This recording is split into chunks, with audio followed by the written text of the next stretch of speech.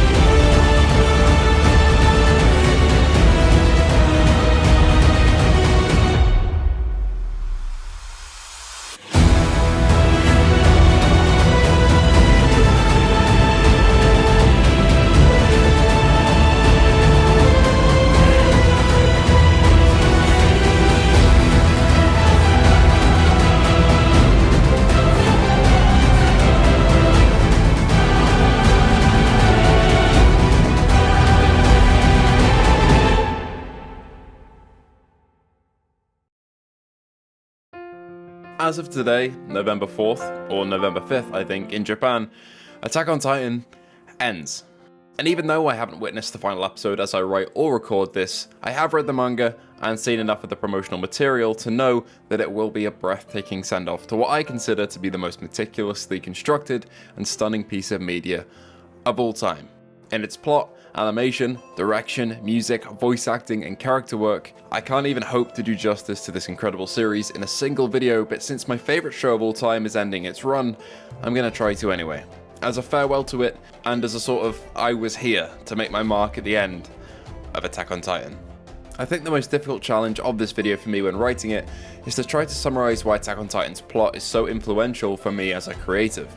I would say it's due to its themes being vast, but having an incredible amount of depth. It's the way the entire plot and everything the viewer understands about the world of Attack on Titan is flipped on its head multiple times throughout, and how moments of chaos such as declaration of war, Erwin's charge, the warrior reveal, and the rumbling perfectly contrast with the moments of quiet. Character contemplation and slower story beats are given just as much breathing room as these really intense moments, with a majority of them preceding narrative points such as these, creating incredible pacing that with it brings tension and build up like no other show I've ever seen. The payoff to reveals like the basement, the warriors, Eren's motivation, and the rumbling make for some of the best writing and best TV that you can watch. Not to mention the biggest payoff of all for the final episode, Eren's dream. Nothing encapsulates Isayama's thought out and complete vision more than this, as the very first episode, the very first chapter of the manga, links directly to the final one. Eren's dream and Mikasa's farewell are contextualized perfectly after 100 episodes pass, and the viewer's understanding of Eren's journey becomes far deeper by the time his resolution comes to a close, and knowing it was Mikasa's last words to him that we hear at the very start of it all makes for an even more heartbreaking ending. Also, the dynamic between what we believe are the heroes and enemies is yet another example of how masterfully Isayama has woven this story. We side with Eren and the Scouts in a simple us versus them fight against the Titans, before this is thrown back in our face with the Annie, Berthold and Reiner warrior reveals. As an audience, we're then made to understand their perspective alongside Zeke amidst the Malians and the rest of the world. What makes this narrative so special is how dynamic a viewer's position on it can be. I would fully understand someone being drawn to supporting either Eldia or Marley, or Eren or the Alliance, and by the end the actions of both sides are abhorrent and make for a very difficult resolution to pull off to keep the audience satisfied, but in my opinion, Isayama did it. There are so many moments in the plot of Attack on Titan that I want to call upon, but I simply don't have enough time to cover in this video to keep it concise enough, and that's just a testament to how well written the story is. It has the largest amount of standout moments in a TV series that I can think of. No other piece of media gives me goosebumps as often as Attack on Titan does throughout its story, no matter how many times I rewatch it, and no matter who I rewatch it with. I'm always waiting for those moments like the warrior reveal, like Owen's charge, and like the start of the rumbling, to see their reaction to it and to relive those moments, and it feels just as good every time. Another avenue we have to go down here is animation and direction, with the two obvious standouts here being Imai and Hayashi. Animator and director respectively, their cuts and sequences create incredible fights and incredible moments throughout the entire series, from the first ODM scene to the very last. From Levi vs Kenny, or the Beast, the start of the rumbling, The Alliance's arrival, the fight for the Founder, and the battle of heaven and earth, and so many more incredible moments, all were helmed by incredibly talented directors and animators that gave their all to this series, taking some action scenes that I may have actually glossed over a little bit in the manga and transforming them into unforgettable cuts. The momentum of the animation in Attack on Titan's action is like nothing I've ever seen before or since, and the quality extends to each detailed frame and the quieter moments too. I simply can't do the work of the artists and the animators justice through words, but I do have one final sequence at the end of this video showcasing some of my favourite cuts and shots, so please do stay around for that. I also can't comment on this series giving me goosebumps constantly without commenting on the soundtrack that does exactly the same. Sawano and Yamamoto are two of the best composers around right now. Each season has a different soundtrack that changes in tone perfectly, with tracks that encapsulate every moment to the point where I visualize those plot points, those scenes, and even those shots that match each part of the score when I listen to it. From Footsteps of Doom to The Dogs to Memory Lane to Beast Titan, You See Big Girl and Ashes on the Fire, AOT's score is nothing short of a masterpiece. So much to the point that I actually own the deluxe vinyl of Season 3's score, it's that good. The opening and ending themes aren't to be missed either, and they're always high in my ranking and on rotation in my playlists, with nostalgic tracks from Linked Horizon, who are returning for the final episode, to newer OPs and EDs from Sim. The music is varied and incredibly consistent in its quality, shifting from creating hype to being haunting, and each one is irreplaceable in my opinion. Attack on Titan would not be the same without its soundtrack. Of course, sound is very important as we've just established, and that carries over to voice acting too. Yuki Kaji as Eren stands out amongst the crowd for me, as each line delivered by him is a masterclass, from the first episode to the last. But each voice actor gives it their all in every single scene that makes you both want to stand up with the characters or cry with them. Dub is shunned by a lot of viewers in anime, and in some cases I do agree with that, but I'm of the opinion that AOT's dub is pretty much the best it can be, with my standout performance being Erwin, played by Michael Tatum, or Tam, I don't know how to pronounce that. So yeah, you have both. I have to shout out the script editors too for the dub, because especially his final speech as Erwin is carried over and performed perfectly. This is a scene that I actually prefer in the dub over the sub, and it got to the point where I will recommend people to go watch back that scene in dub if they've already watched it in sub, because it's really damn good. Overall though, AOT's voice acting is a showcase of incredible talent over the massive span of 10 years, and it's kind of surreal to me that we'll be hearing Kaji's last performance as Eren on the day this video goes live. And we'll be seeing Eren's character for the last time too, along with Armin, Mikasa, Jean, Kani, Reiner, Pieck and Levi, just to name a few.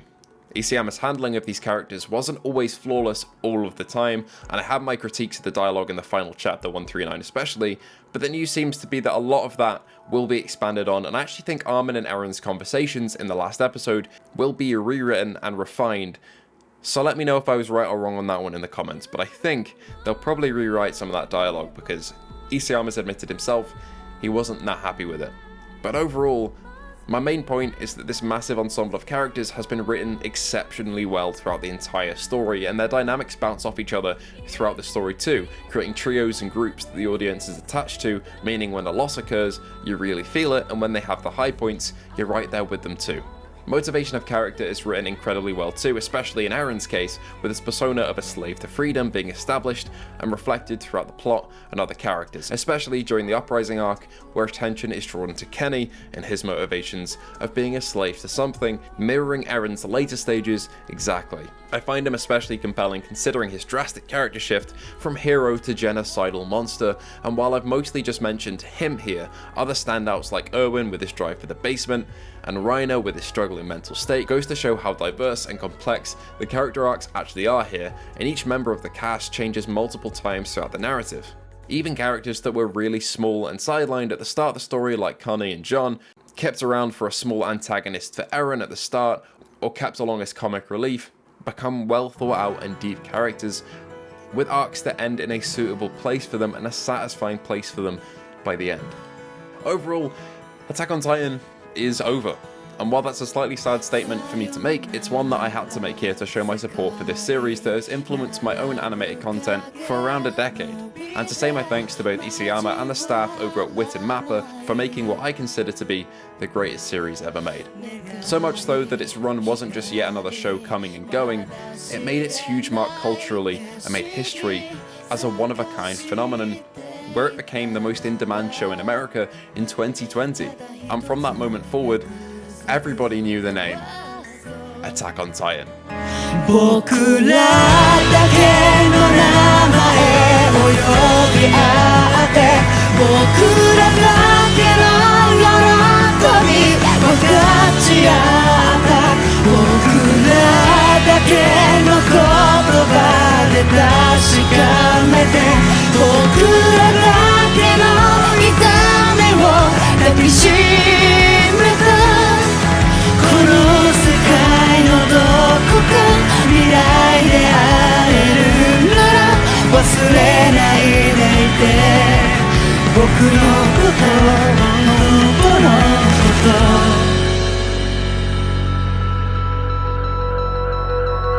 とおやすみ世界僕ら以外誰も知らなくていい時よ止まれ冷たくなった手を握り返した終わらない夢青い影晴れた日には小さな旅をして雨の日には傘の中寄り添ったこぼれ落ちた涙は救えばいい傷だらけのままで歩いてく胸の中にある僕らの誓いを色あせるように風の声この地の向こう